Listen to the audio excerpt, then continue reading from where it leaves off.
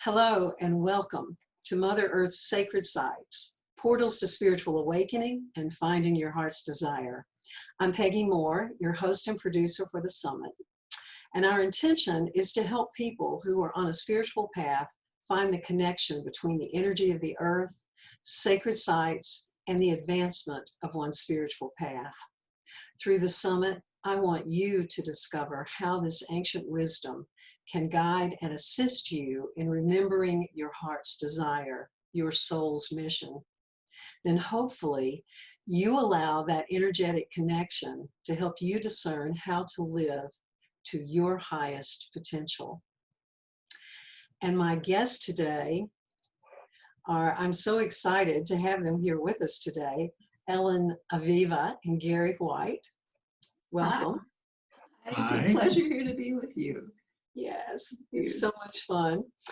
So let me introduce our audience to you. Elyn has been on a lifelong quest to expand her understanding of this amazing universe and share what she learns. Guided by spirit, she has walked various pilgrimage roads, including the 500-mile-long Camino de Santiago, the subject of her PhD in anthropology. She has studied dowsing and other geomancy techniques, and when Elyn and her husband Gary moved to Spain in 2009, they began visiting the millennia-old sacred sites that humans have constructed throughout Europe. Elyn wanted to understand, needed to understand what purpose they served, how they functioned. Interacting with these stone people was more powerful than she could have imagined.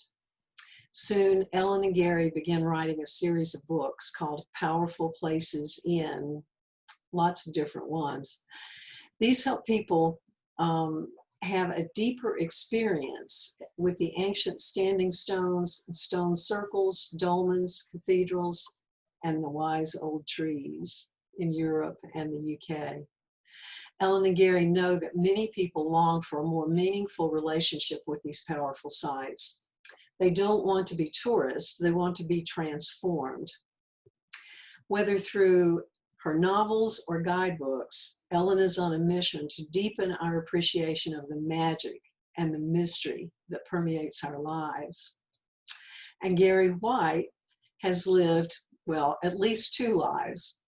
In the first, he was a distinguished professor of music at Iowa State University, composing numerous compositions, developing the music theory curriculum, writing textbooks, and inaugurating the electronic music studio. After retirement, he began a second life exploring the mysteries of this planet. He too walked the 500-mile Spanish pilgrimage road, the Camino de Santiago, with his wife Elyn. They triggered him in a strong need to go deeper, to better understand the power of sacred sites and the powerful places, natural and man-made. Gary undertook a serious study of dowsing, sacred geometry, and geomancy, working with experts such as Dominique Susiana, Sig Lundgren, Farron Blasco, and Ann Parker. Over the years, he has honed his skills in sensing subtle energies and has taught people how to dowse. He and Elyn have co-authored a series of transformational travel guidebooks, including Powerful Places in Cornwall and the Isles of Sicily, Powerful Places in Wales, Powerful Places in Ireland, Powerful Places in Scotland, Powerful Places in Brittany, Powerful Places on the Camino de Santiago, Powerful Places in Catalonia, and Powerful Places in Malta. Welcome, you two world travelers and wonderful people. Thank you. Thank you. Well, what an introduction. Just to put this in a different context, I've said for the last 20 years, I've been following this woman around. She's my guide. Well, I couldn't do it without you. So here we are. Yeah, that's a wonderful thing.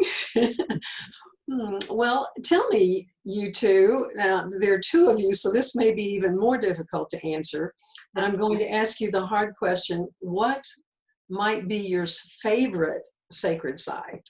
Whoa! I love that question because we get asked that so often because of all the books we've written. And it's a question I can only give a myriad of answers to. I mean, well, let's see, my favorite dolmen, or my favorite ancient tree, or my favorite cathedral, or my favorite ancient temple, or, oh, remember that experience in, I mean, they're all wonderful and they're all so different. It's just an honor to be able to go to so many different places and experience their uniqueness. Yeah, if you wanted to say cathedral, I think Wells would Oh, yeah. probably be our favorite cathedral. We love that place. We have a favorite hotel room that looks out on Wells Cathedral. And whenever we go there, we request that room so we can lie on the bed and look out at the cathedral at night. But that's just one place. If you talk about trees, well, we have favorite trees. You know, there's no answer to that question. Yeah. Well, can you think of, can you come up with maybe what's your maybe not, I won't say the most, but the top section of, of your experiences at powerful sites? Okay, that's a different question.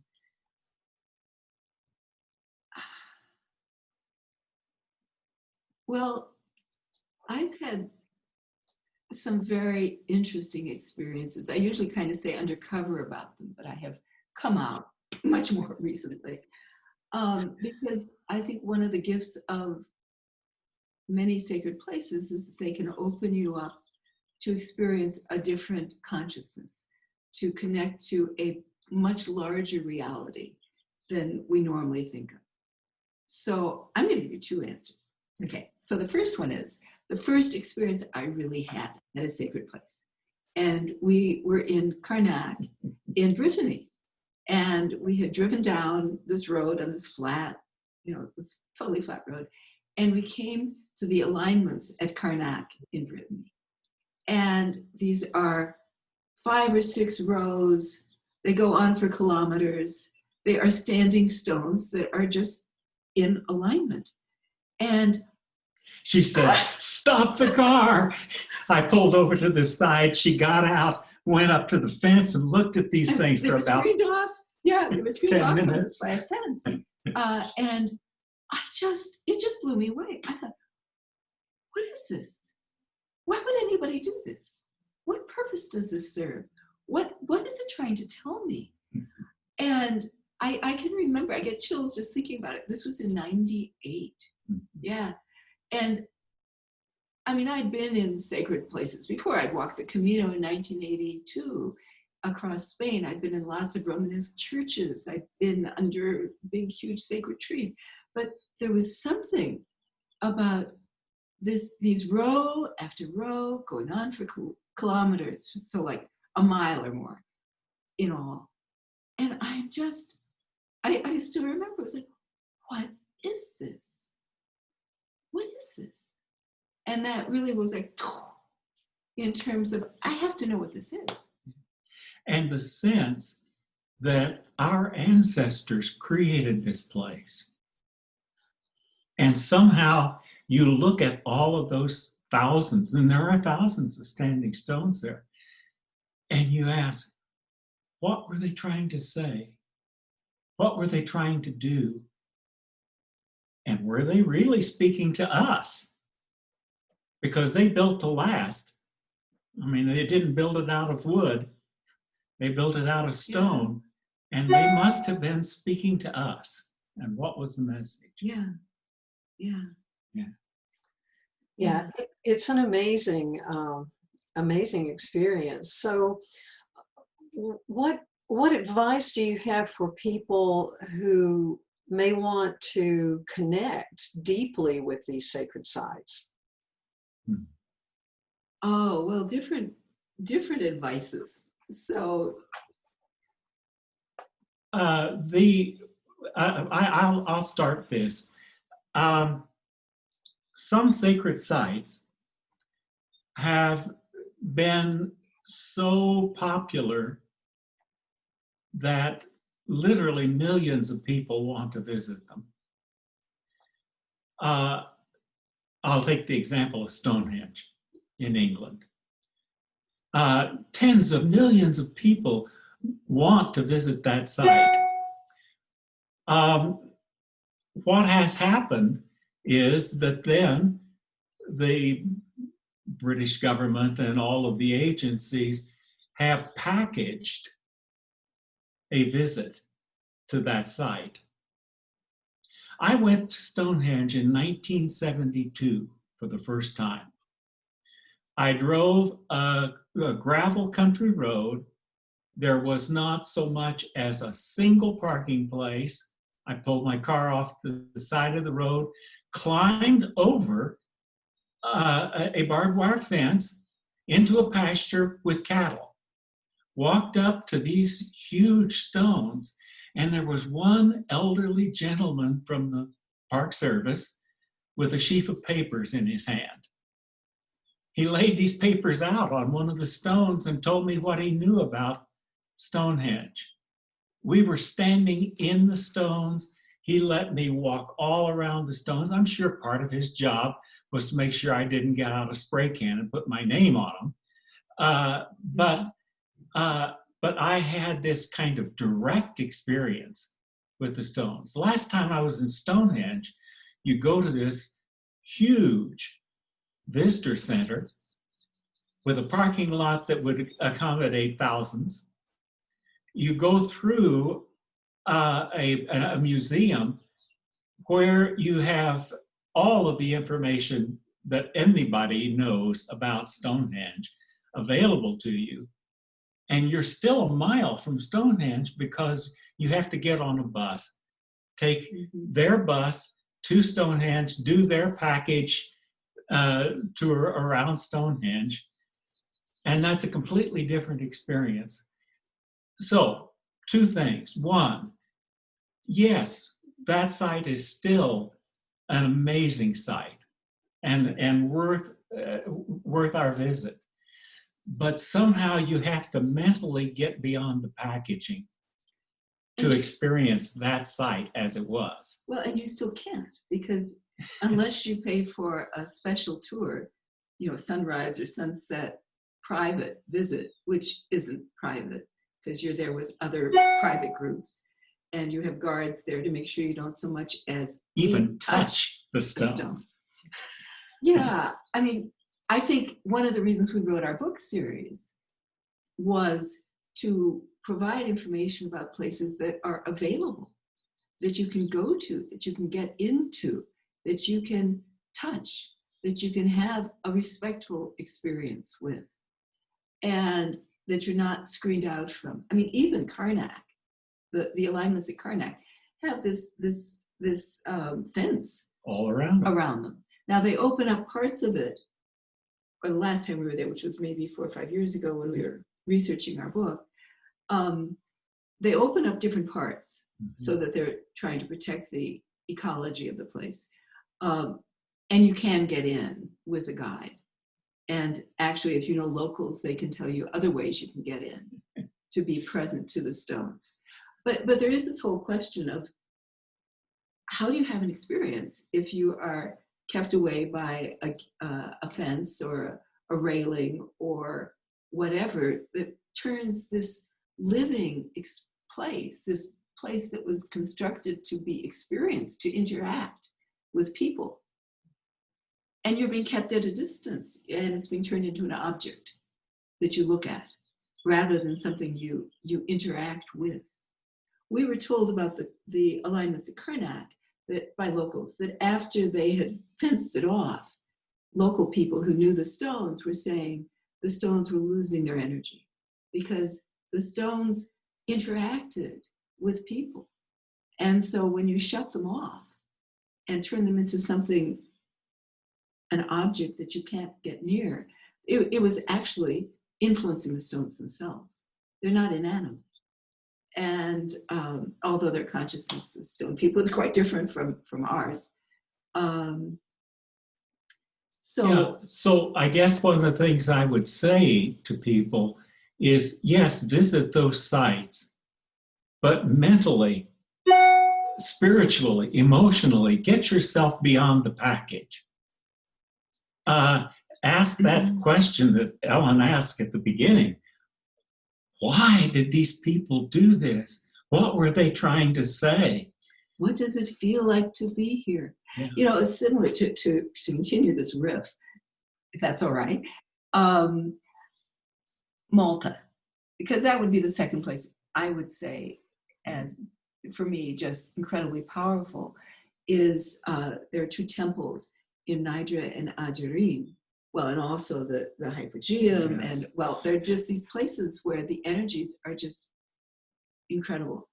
And we've been at in Nidra for the spring equinox because the sun comes in through the entrance to the temple and goes through this corridor and goes right through to the end, to the altar at the back. And it is just, I mean, I've had just transformative experiences there that sort of shifted time and space for me that are just amazing. But the last time we were there for this event, it's controlled. First, you can't get into the temples unless you pay your fee, etc. So to get in for the morning sunrise, you have to book in advance online, and we talk about this in our book on Malta. And then you join a bunch of people at 5 in the morning or whatever, and you walk down with a guide in front of you. And then he stands there, supposedly with all of you, in front of the temple, talking about it. And talking about it as if it were some strange thing that these people built that may or may not be oriented to the sun. And he makes sure you do not have an experience. You know, and then finally he keeps talking, in other words. Yeah. And this time they filmed it. Actually, they had a video on, I think, Facebook, and Malta Tourism Facebook about it. And they never once, they shot everything from inside the temple doorway, looking out, as if there was no interaction between the sun at the sunrise and the altar and what people would have done there. Now, you can still have an experience at these temples if you were aware of this. I mean, I just left him. I ignored what he was saying. And I walked in and had time and stillness and peace and quiet before everybody else sort of came in to not to have an experience.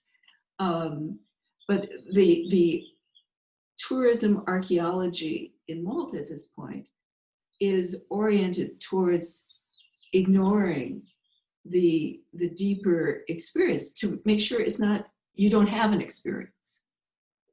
You can still have an experience. And they want you to know about the place. Yeah. As but a historic not to remnant. Experience it. Yeah, as an archaeological artifact, rather than as it still is, which is a still functioning event. Now you can compare that to the, I think it was the autumn equinox that we went to at Slieve Kaliak.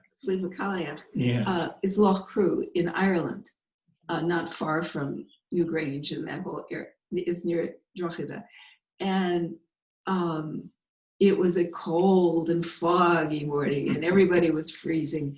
And there were people drumming, and it's controlled by the Irish equivalent to the Park Service.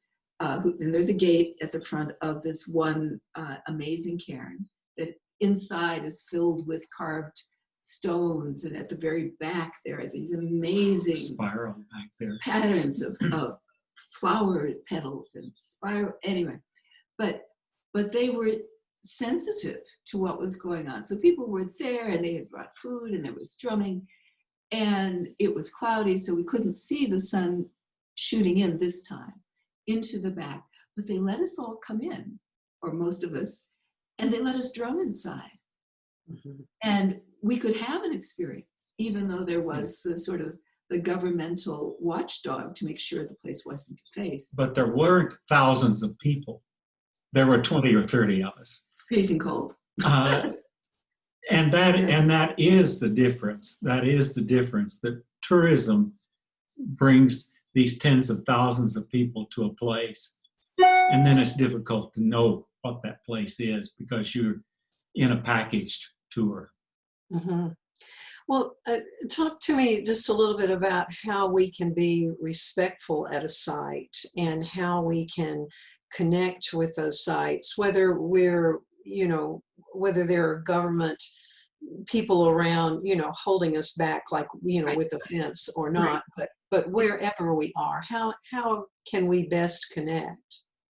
Yeah, we provide guidelines in our books about how to prepare, how to be present to a place.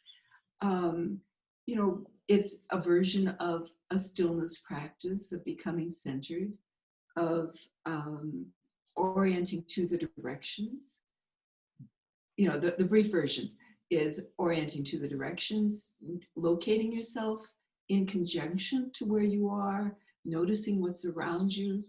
I created an acronym called blessing so that it might be easier to remember, which is that you would start with breathing, centering yourself, moving into personal stillness, listening quietly to what's around, establishing yourself, so that's the E, in your location, seeing how it relates to what's around, hills or other features, sensing your surroundings, stating your intention to respect the place. And so that's the S and the IN in blessing, is stating your intention before you enter, and going in with an attitude of gratitude that you can be there and be present to this place, respecting it, acknowledging the people who had constructed this for their purposes so many millennia ago, maybe if it's that old, or if it's a church, or if it's a cathedral, the same. But basically sort of entering into personal stillness and setting an intention, being appreciative, being grateful. And you can do that, as I did at Malta, even though this tour guide was out there, the government guide was out there talking to people. You can just go into that inner place and move into a space with an appreciation and an intention to be respectful and to be grateful for the opportunity. And I would add to that, consult your own gut. Mm-hmm. Consult Absolutely. your own inner feeling and knowing, because we do connect at more than this intellectual level. We connect physically and spiritually to a place. And if you consult yourself, you will learn things about you and that place. That's a really important comment to make on sort of the other side of that, which is there have been places we've been where I've gone and then we went back, like Eunate. There's I don't know that it's Templar, but it's an 8-sided little chapel outside of town on the Camino de Santiago in Eunate, I think in Navarra. So sort of north central Spain, or northeastern Spain. And it has like a cloister, but it's around on the outside. So you've got a covered walkway on the outside and this little 8-sided chapel on the inside. And I've been there various times and it's not been a problem. And then once I went there and I started to go inside and I got this, no. And I thought, oh. And I thought, well, let's see, maybe if I walk around 3 times, in a spiral direction and ask permission, again, because I had asked permission, but whatever. No. And I don't know what was going on, but there are places and there are times at places where you're not invited, you're not welcome. And in terms of your gut, well, two things. First, we found that walking up to places too, that if you're really aware and sensitive, you'll notice energetic Gateways. shifts in the energy. We call them gateways. And we stop and we ask permission. I don't know who we're asking permission of. We may be simply harmonizing ourselves energetically with the place, but you get a sense like, okay, I can go now. But sometimes you go to a place and you go, no, I don't think so. And it could be that something was done there in some sort of ritual ceremony the day before, or the energy's not clean, or that point in time, or who knows. But you really have to, because these places are powerful. And powerful doesn't necessarily always mean in your highest interest and good. Yes, I totally agree with that. I think, you know, I was very young when 18 or so, when I really became aware of listening within. And it started with me driving. I was living in the city, and I would get this knowing that I need to turn at this street. And in my head, intellectually, I'm saying, no, I'm supposed to be going straight ahead. But I would listen to that voice, make that turn to go around, what detour of my route. And most of the time I would have no idea why I was doing it. But I trusted it enough to know that, as you're saying, maybe there was an accident that other direction, or maybe there's someone on this path I've been led to. But I think it's, if we can let go of that intellect questioning why we're getting that enter or don't enter, then we can just let that go and be with the energy where it is. Yeah, it's so important to stay tuned in. Well, let me not change gears exactly, but ask a slightly different question on this. Gary, I know that you both are dowsers, and several of my speakers are dowsers. We've talked about it in some of the other interviews. And so talk to me a little bit about dowsing and how we can use dowsing in connection with going to sacred sites. Okay. He's the dowser. I get too confused. I kind of feel like it. I mean, I've studied it, but I just go. What I say is I use dowsing rods. Elyn is a dowsing rod. and so her internal radar is so sensitive that she sometimes even gets confused in these situations. Oh, yeah. Because there's too much input. Anyway, dowsing. Our ancient ancestors needed to be able to find drinkable water. The guy who could find drinkable water, Or the woman, whoever that person was, that person had a real advantage over the people who couldn't find drinkable water.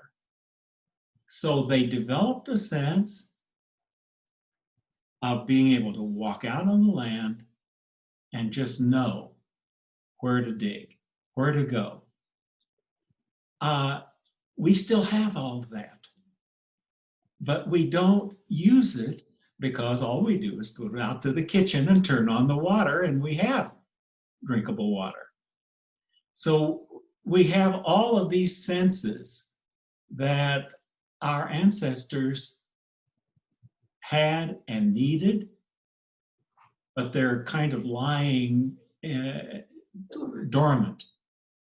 Okay, learning to dowse is coming to those places in ourselves where those senses still exist and bringing them out, letting them speak.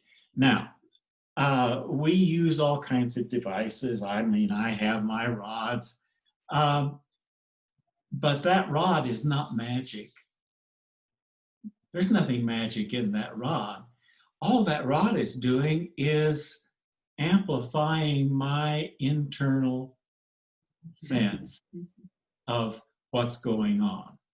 So learning to dowse is learning to connect with those intuitive senses that still lie dormant in us. I'm writing a book on dowsing. That's the central theme of the book, is coming to terms with those senses that we block out because we were told by people who know that those senses didn't exist. I mean, there's no physical sense organ for them, and we trust only the 5 senses that we have physical organs for. But those senses do exist. They're there, and they're real. So dowsing is simply a matter of bringing those intuitive senses out and using them. I still use rods. I'll tell you a funny story about rods. This is my favorite rod because it comes apart and becomes just tiny, and I can hide it in a hand. Because going into churches and cathedrals, sometimes the priests don't like for me to be using my rods around it, so I can hide them. And then I can surreptitiously operate them and then hide them again. So that's my favorite set of rods. What was I going to say? I don't know.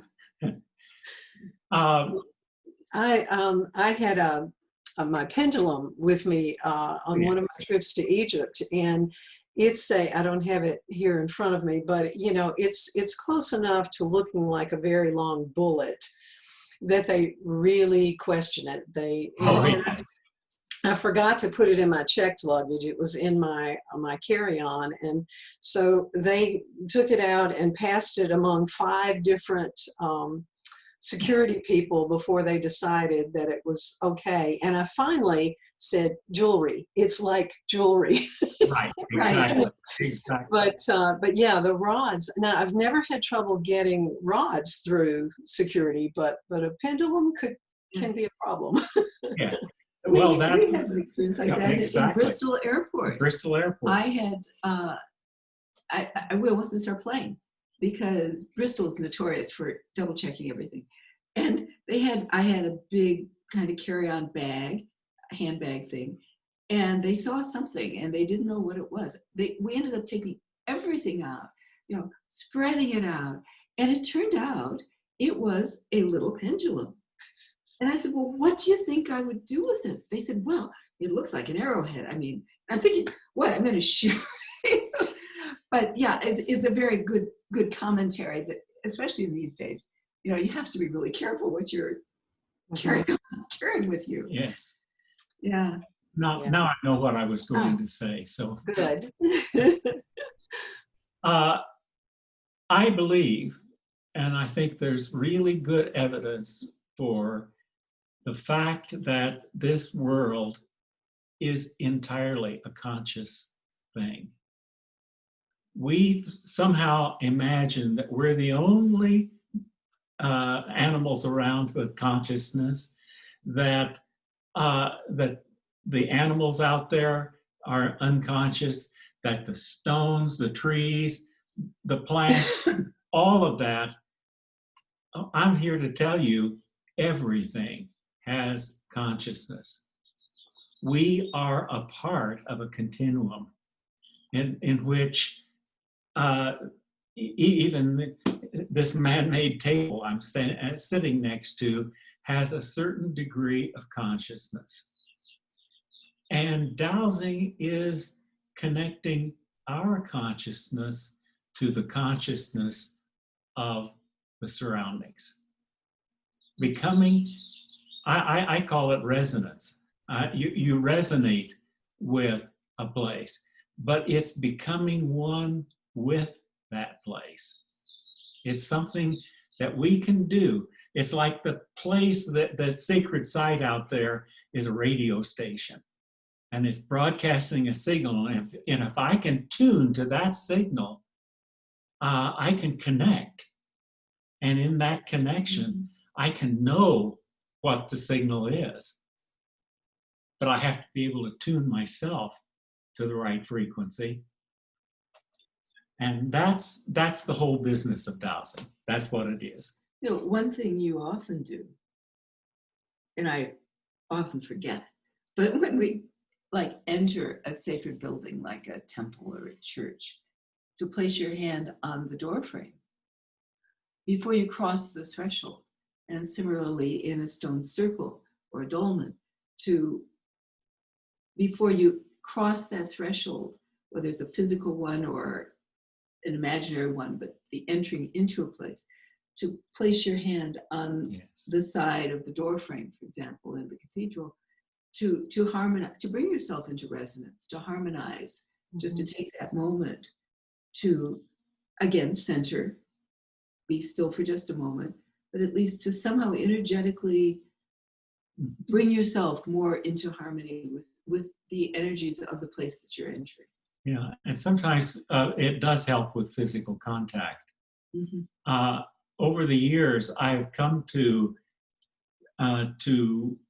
get an internal sense of when I've tuned myself to that frequency.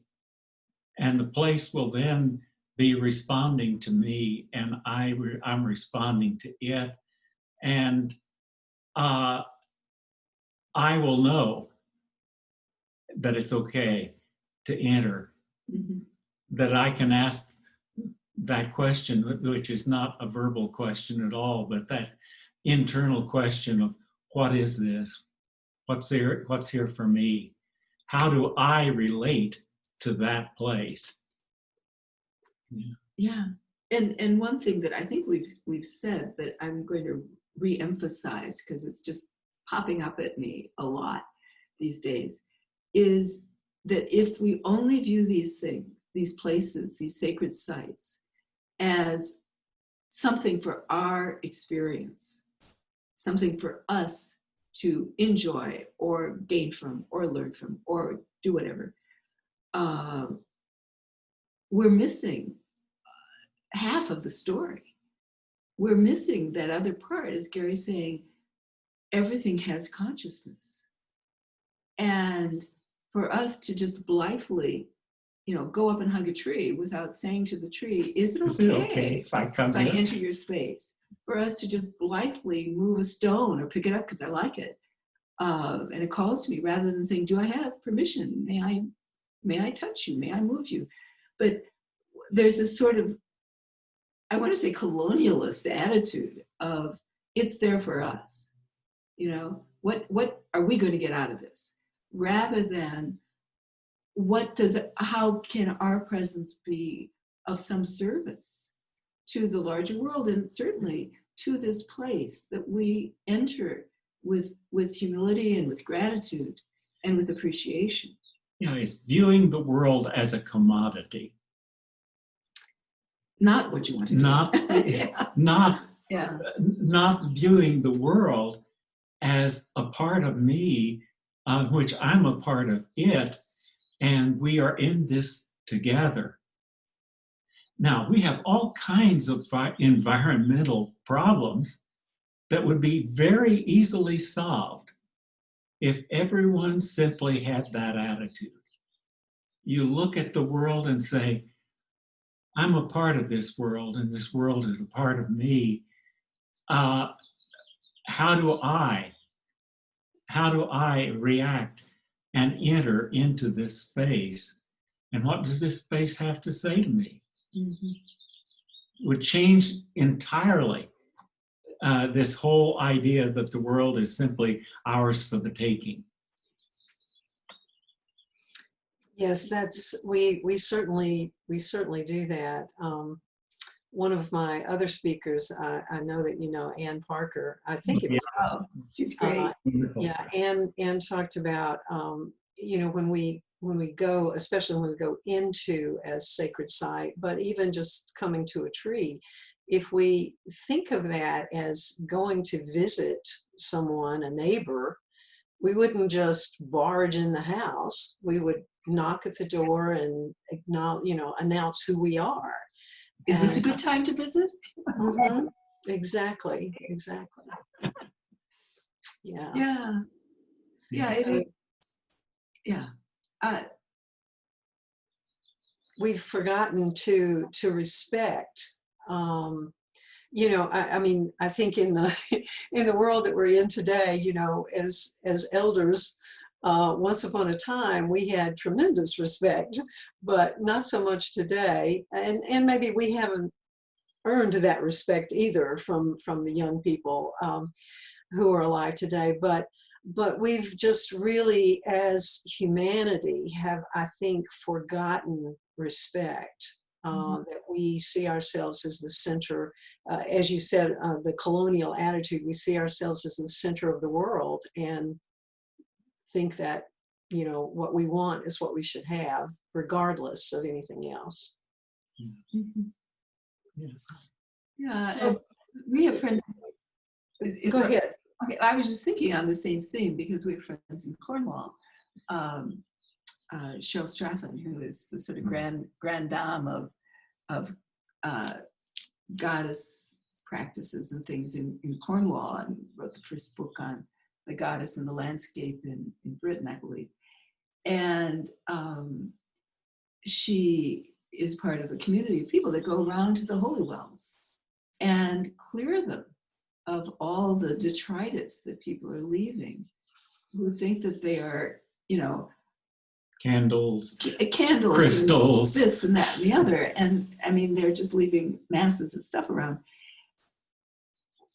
for whatever reasons, but it has to get cleared up periodically. And so Cheryl and other people who are part of the community there that respect the ancient sites do regular cleanups because of all the stuff that's left behind. And tying ribbons on trees, the clootie cloths that people tie so tight that it hurts the tree. Or, so there's, on the one hand, the desire to interact, which is what people are doing, which is wonderful, and to be encouraged to honor these places and recognize their power. But on the other hand, to balance that with some respect for the places that are there and for what we leave behind, Mhm. Yeah. Yes, and that's the critical piece. What are we leaving behind? And so, any last thoughts you can share with us about what? I mean, obviously, more thoughts about how the sacred sites impact our lives, and you've just given a beautiful explanation on how we can approach the sites. What else do we need to remember as we go about either going to the sites or even just interacting at home and thinking through these sites? Well, one thing I can do is Yes. a sample of our books. There are 8 of them now, and there may actually be a 9th. We keep saying this is the last of the series, and then we have a new last of the series. Malta is currently the last of the series, but who knows what in the future. What you could find by reading one of these books is you could find places that are not overrun by thousands of tourists that you can visit, and we have suggestions for how to visit them. So that's one thing that's what we have tried to do with this series of books.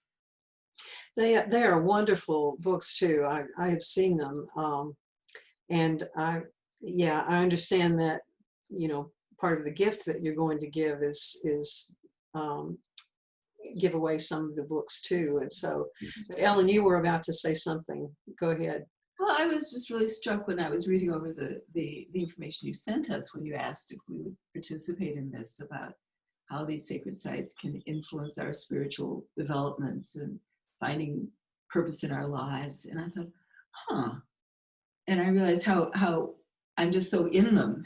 I don't even think about how did this, but then I can't imagine the life we would have led if we didn't go to all these places, and how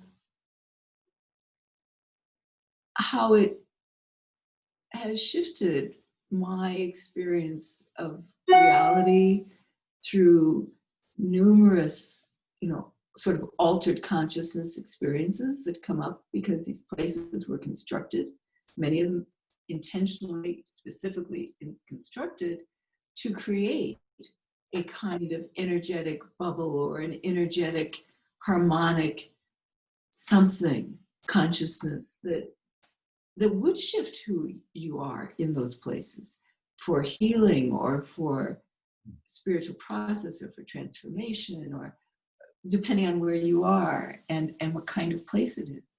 But that this is something that people knowingly did.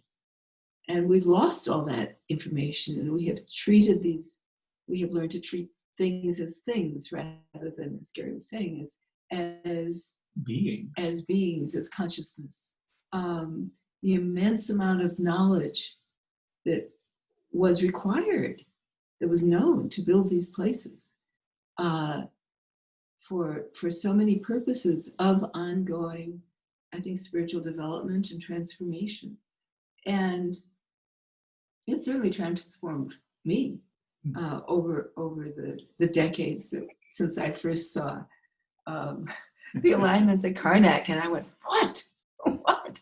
what is this? To know what effect all of this has had on us, we'd have to have lived another life where we didn't do all of that to have something to compare it to. I'm thinking of quantum physicists who speak about the parallel universes, that every step of the way, a parallel you that didn't do what you did is out there. If we could visit all of those yous and see what it would have been like if we hadn't done what we did, we would know better. But we lived it. Yeah, and I think for me, what it has done is show me with beyond doubt that there is just this much huger reality than I ever imagined. That there are many realms of reality that are different from the sort of just the physical appearance of material objects. The reality of energy, the reality of resonance and harmonizing, even the reality of encountering beings that have come through or are in a certain place, maybe to protect it, or maybe just because that's where they are. And I would never have believed any of that. I mean, I grew up a humanist skeptic. So, I need to say that. I mean, if you couldn't see it and touch it, it wasn't real. And so there's been this enormous shift because of experience, not because of theory or intellect, but because of the experience that these places can offer you. You walk into some of the alignments, a different set of alignments near Karnak, not the same ones, at Eridan, I think. Mm-hmm. And you walk in, and there's a busy road nearby because they've cut a road through the alignments. But you walk in, and it's like you're inside a temple. It's quiet. The energy shifted. You go, oh, something different here. Wow. Yeah. I have a favorite tree around here. It's just in a place called Bubbling Ponds that's fairly near here. I call her, I'm not the only one, other people call her Grandmother Cottonwood. I was sitting at the base of Grandmother Cottonwood back when we were actually able to get out and walk the land. We weren't so quarantined here. I was sitting there, and Grandmother Cottonwood said to me, "You have this problem with the whole world being conscious. Well, I don't have any problem with that at all. I thought, oh, okay, thanks. Oh, And that's funny. That's really funny. and that's what's there if we make ourselves at one with it. Mhm. Open ourselves to the possibility. Exactly. Yes, yes. Oh, thank you so much. This has been so wonderful. Tell us about your gift. I know your books that you're There going are 8 of the Powerful Places series, plus some books that Elyn has written. There's a wonderful book called The Question, which I recommend highly. The people who get the privilege of a free gift can simply go to our website, look at all of the books, let us know which one they want, and they get it shipped to them. All right, and I will put the link for the website, on the site with your speaker page and your email address, so that they can email you and say, send me a book, and you will choose 3 people from that who will receive your book. So it's wonderful. Thank you both so very much for being here today. I really appreciate it. It's just been a wonderful time with you. Well, thank you for this opportunity. I found myself wanting to ask you all kinds of questions. So if you have an extra slot, I'll interview you, and we'll find out what There you you think go. about all of this. We ought to reverse it some way. But thank you for this wonderful opportunity, really. Yes. Thank you.